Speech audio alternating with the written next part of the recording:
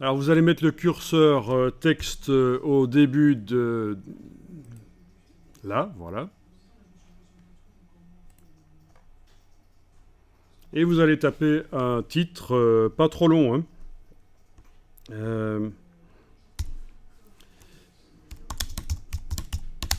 Par exemple, je tape ça, les animaux d'Afrique. Je tape, j'enfonce la touche retour chariot sur le clavier, donc ce que vous appelez la touche Enter. Et j'ai un paragraphe, et en fait un titre dans InDesign, c'est un paragraphe auquel on va donner un certain caractère, une certaine fonte, dimension, couleur. Mais en tout cas, pour InDesign, un titre, c'est considéré comme étant un paragraphe comme un autre. Techniquement, c'est un paragraphe comme un autre. Visuellement, il va être différent. Voilà, vous sélectionnez la totalité du paragraphe, y compris la balise, c'est important. On va chercher la palette caractères, menu texte caractères. Parce qu'on veut agir sur les lettres et pas sur le paragraphe. Donc c'est pas la palette paragraphe ici, c'est la palette caractères. Vous allez augmenter la dimension du caractère. Vous allez augmenter la dimension, c'est bien. Changer la police. Ouais, ce serait sympa que ça déborde un peu, que vous ayez une césure, une coupure de mots comme ça. Vous avez une deuxième ligne de titre qui apparaît parce que le caractère est grand. La police, vous pouvez choisir une police, bien sûr. Je vous laisse choisir. Vous pouvez les passer en revue aussi en cliquant dans le champ de police ici. Et avec les flèches haut et bas sur le clavier, vous voyagez dans le menu.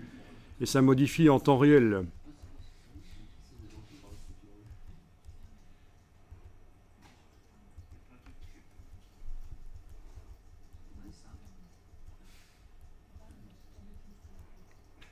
Alors normalement, on choisit la police en fonction du sentiment qu'on veut donner au document. Est-ce que c'est moderne? Est-ce que c'est vieux? Est-ce que c'est pour les enfants? Est-ce que c'est pour les adultes? Est-ce que ça concerne un pays, un continent?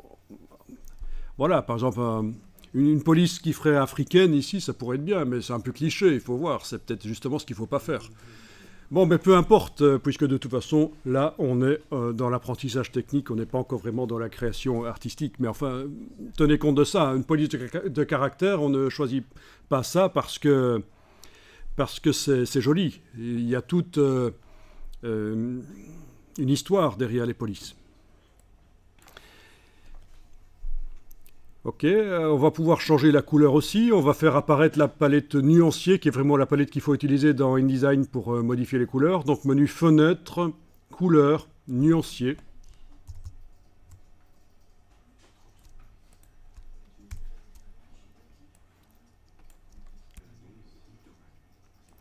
On va pouvoir créer une couleur si on veut. Dans le menu de la palette nuancier, je demande nouvelle couleur. La couleur, on va la faire en RVB. Elle pourrait être faite en CMJN aussi, c'est pas interdit. Voilà. OK. Et la police a reçu cette couleur-là que vous avez créée. Le texte qui était sélectionné a reçu cette couleur-là. Si je clique à côté du bloc avec la flèche noire, je vais pouvoir voir le texte avec la couleur que je viens de lui donner. Voilà. Donc vous avez cliqué avec la flèche noire à côté du bloc. Dans la palette nuancier, si vous double-cliquez sur votre couleur,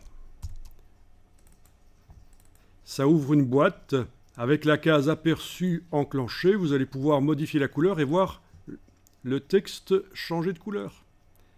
Tout à l'heure, c'était pas facile de choisir parce qu'il était en négatif quand il était sélectionné. Mais là, il n'est plus sélectionné, le bloc n'est même pas sélectionné. Je modifie la couleur dans le nuancier avec la case aperçu cochée et je vois ce que ça donne derrière. Comme dans tous les logiciels Adobe, quand vous avez des curseurs comme ça pour créer des couleurs, une fois que vous avez la couleur qui vous plaît, vous pouvez modifier la luminosité en enfonçant la touche majuscule et en bougeant un des 3 curseurs. Donc ça reste la même couleur, mais on change la luminosité avec la touche majuscule.